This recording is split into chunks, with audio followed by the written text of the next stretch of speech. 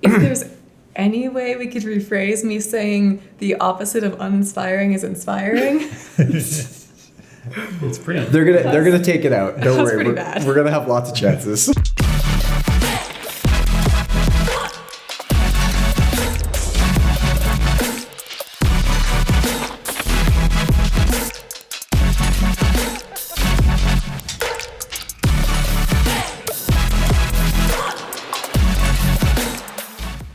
I'm Mike Levy here at Pinkbike's Fall Field Test, and this toothpaste-colored machine is Scor's brand new 4060 ST. It's a 140mm travel trail bike with a 150mm travel fork, and it's rolling on 29-inch wheels. Now, what the heck is a Scor? Well, it's actually an offshoot of BMC, and it's actually where you'll find bikes with more travel and more aggressive geometry than you'd usually expect to see from the Swiss brand. Both the front and rear triangles are made of carbon fiber, and Scor has wisely gone with tube-in-tube cable routing, so you could just push your new line through and it pops out at the other end. Now, what isn't carbon fiber though are the two suspension links. Those are both aluminum. The bottom one is black. The top one is painted to match the frame. Now, Specialized might have been the first brand to use hole-in down-tube storage compartments, but we're seeing them pop up from all sorts of other people now, including Scor. But they're doing theirs a little bit differently. It's actually on the underside of the down tube, and what you'll find inside is a spare universal derailleur hanger and just barely enough room for a lightweight tube. There's also loads of frame protection, including the down tube. Now that's protected by that plastic hatch for the storage box. There's also the tiniest, cutest little fender to help protect the rear shock from dirt and crap being shot up from the rear tire.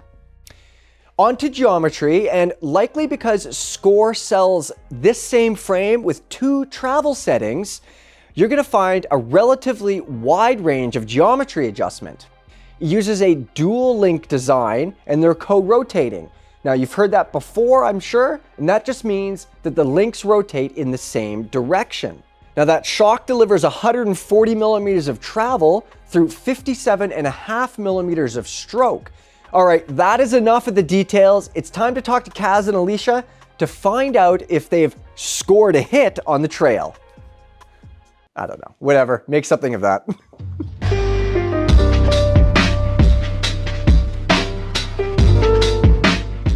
All right, guys, those are all the details on the Scor. It's time to talk about how this thing rides. And as usual, we start with climbing. Now, Scor is an offshoot of BMC. BMC is, of course, known for some pretty efficient bikes that climb very well. So does that mean that it's the same story with the 4060, Kaz? Definitely part of the story. Yeah, it's an efficient climber. The nice thing about this bike, though, is that it has traction. Some bikes can be efficient, but you kind of start feeling like you're on a hardtail and losing the benefits of full suspension. Yeah. This one, they've got a really nice blend. The rear wheel gets up and out of the way of all the roots you're going over. And then when you stomp on the pedals, nice acceleration. Alicia, do you agree with what Casimir says about the Scor? The Scor balances everything it has to do so well and has a ton of traction while still feeling really lively, so it doesn't sink in and sit back over small bumps. It just has a fair amount of get up and go to just power you up through whatever you need to get up through for the most part. Yeah, that's actually what I was kind of wondering. Looking at this bike, it looks like an aggressive trail bike. Some of these trail bikes are getting pretty damn aggressive these days. And some of them, they're getting a bunch of travel, and it looks like you might be like sitting into a lot of travel. You know how climbing on an enduro bike, it doesn't feel that inspiring sometimes, but it has a ton of traction. It almost sounds like that's not the story with the Scor. It feels maybe it has a little more life to it than that, eh? Got the steepest seat tube angle out of all the bikes here. I think it's 78 degrees, so it puts in that nice upright position. The reach is fairly long, and then the back end is fairly short, which, that handling is more noticeable on the descents, but it can wiggle its way around tighter stuff if you want to. It's not the shortest bike by any means, so it's kind of, I put it in the middle of the road as far as overall handling, but the position is super comfy, and the weight is fairly light. So yeah, good climber. Yeah.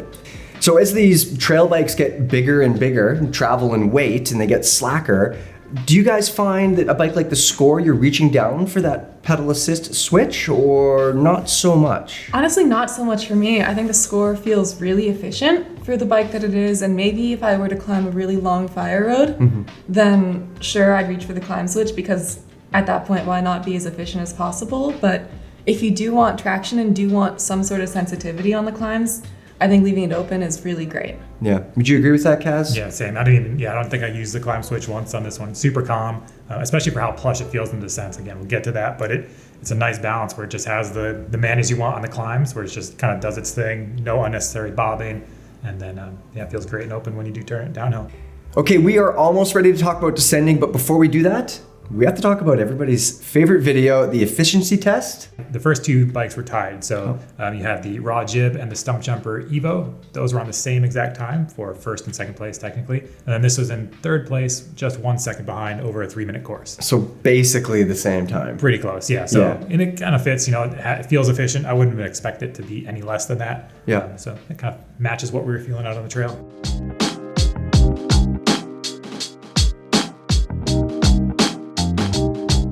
Now, when we were just talking about climbing, Casimir and Alicia were telling me that the Scor felt pretty dang good on those climbs. It feels efficient, handles pretty well. But how does that translate to descending? Does that mean that the suspension feels a little harsh on the descents because it is such a good climber, or? Not at all. Okay. Yeah, that is one thing that can happen. Some of these really efficient feeling bikes can get that a little chattery on the descents. That doesn't happen here. This has a RockShox Super Deluxe rear shock, a Lyric up front. Both of those just work very well.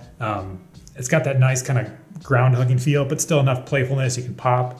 It was really easy suspension setup. Didn't take us any time. Not a lot of fussing around. So overall, just easy to get on, get going. Good bottom out support as well.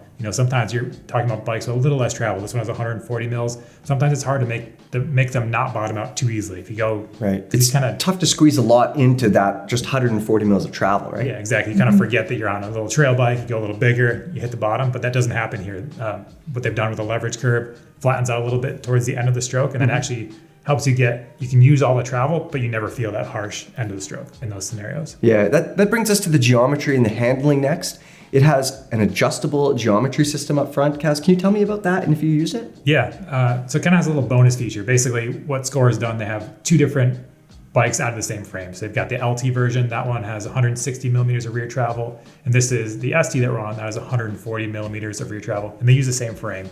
So what you have up at the headset, it's basically two different, you can pop the cups out, push them back in the opposite orientation. It changes the head angle by around a degree to 1.5 degrees, somewhere around there. So this bike comes with a 65.5 degree head angle.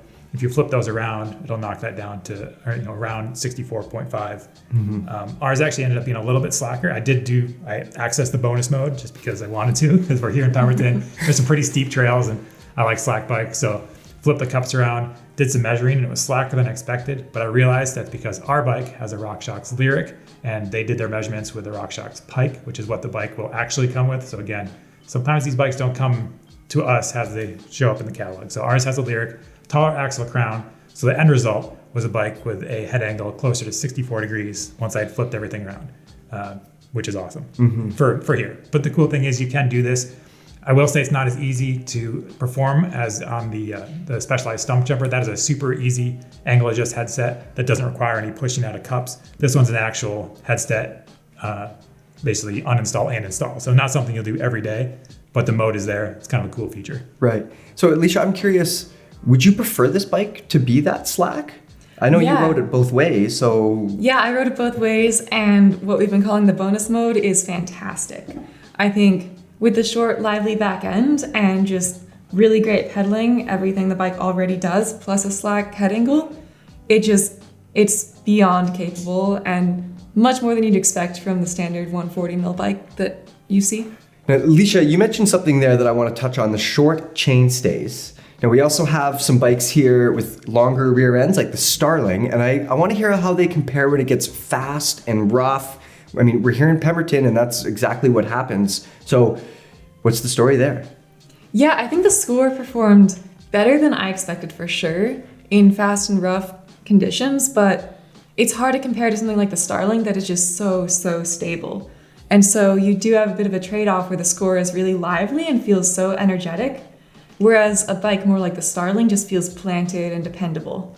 Kaz? Yep. And one thing I noticed with this bike, having that short back end and a longer front center, sometimes if you're in a really steep section of trail, especially one with kind of stair-steppy type sections, the front end can kind of gets a little bit of almost a seesaw effect. It's a little bit harder to find your balance. Where some of the bikes, the longer chainstays, it's easier to stay centered into that sweet spot. Nothing you can't work around, but something to be aware of. And I do wonder about those short chainstays on the even larger sizes. We're in a large here, so this has 485 reach, 433 chainstays, but the next size up is an XL.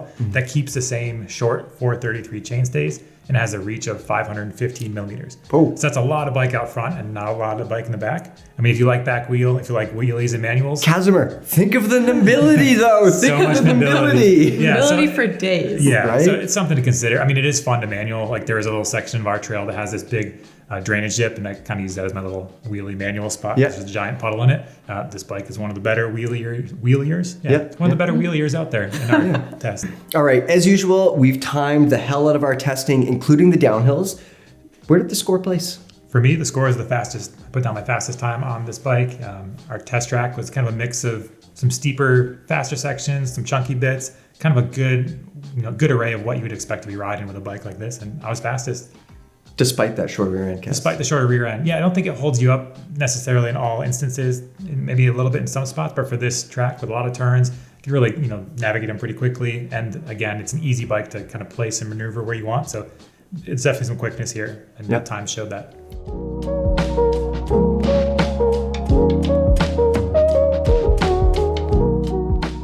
Next up, we're going to talk about components and some frame details. And I know, Casimir, you have an interesting one to point out here. Yes, this bike has a feature that I call the cradle of filth. It absolutely traps mud, so much mud underneath the rear shock. Obviously, there's no front shock, but I'm going to say rear shock because I know it annoys you. That's fair.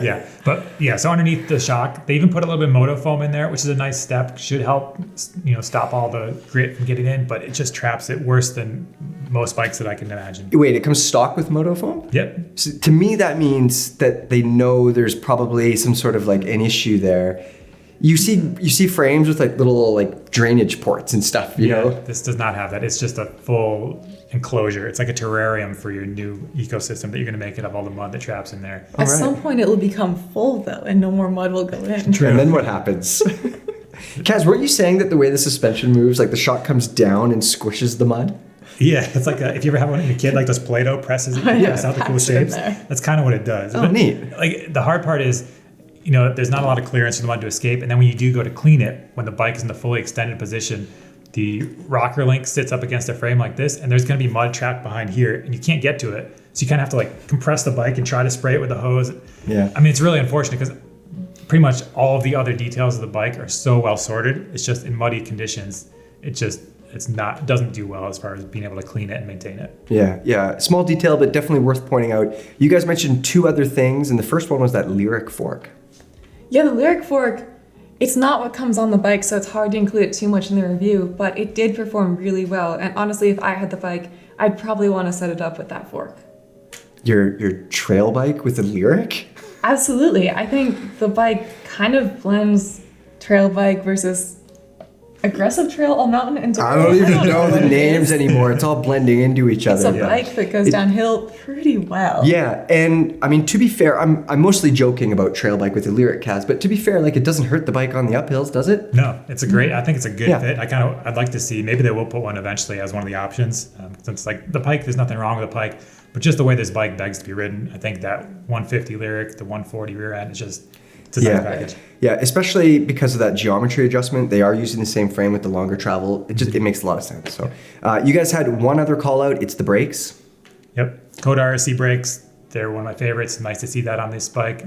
Again, this category is so blurry. Sometimes we see the little bit lighter weight G2 brake spec, which isn't the end of the world. But again, if you're gonna be pushing this bike, riding steep stuff, Coda RSC brakes, they're an appropriate choice and nice to see on here.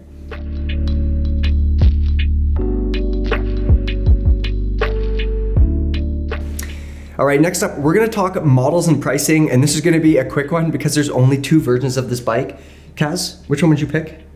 I think I'll go with the one that we're on, $6,599 US. I mean, it's not inexpensive, but the parts kit that comes on there, it's pretty much everything that I would put on my own bike. So yeah. Alicia, what about you? I know there's one that costs a little bit less money, but it comes with an NX drivetrain. How do you feel about that one? Yeah, so the NX one costs about $1,000 less, and For me personally, I would still go with the GX upper level build just because the NX1 comes with slightly less good suspension and an NX drivetrain. The GX, I think, really performs well they picked great brakes, they picked great suspension. NX just has too many trade-offs.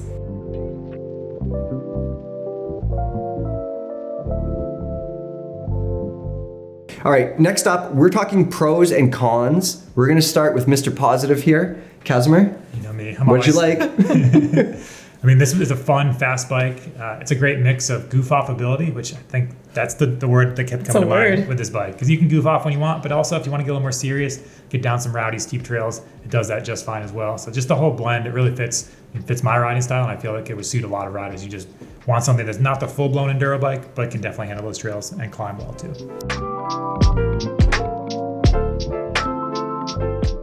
Yeah, so Kaz did mention it's not a full-blown enduro bike, and I think that's completely accurate. In some ways, the short chainstays will hold it back, especially in straight, fast sections where it's not quite as stable as some of the bigger bikes. And then staying the same through the whole range of sizes, I think, will not work for some riders.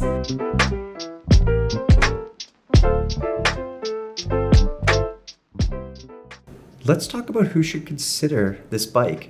Now, the way you guys have described it to me, it sounds like it's a pretty well-rounded package. It doesn't sound like it's really focusing on the descents or really focusing on the climb. So who's it for then?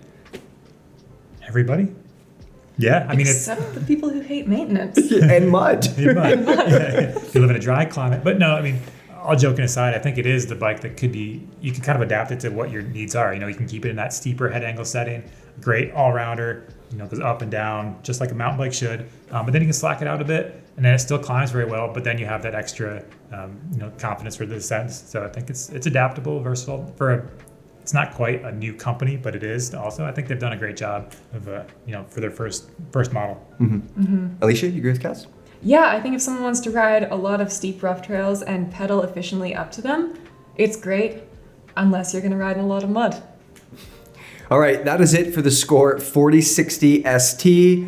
Remember to stay away from that mud and stay tuned for more field test videos from Pemberton.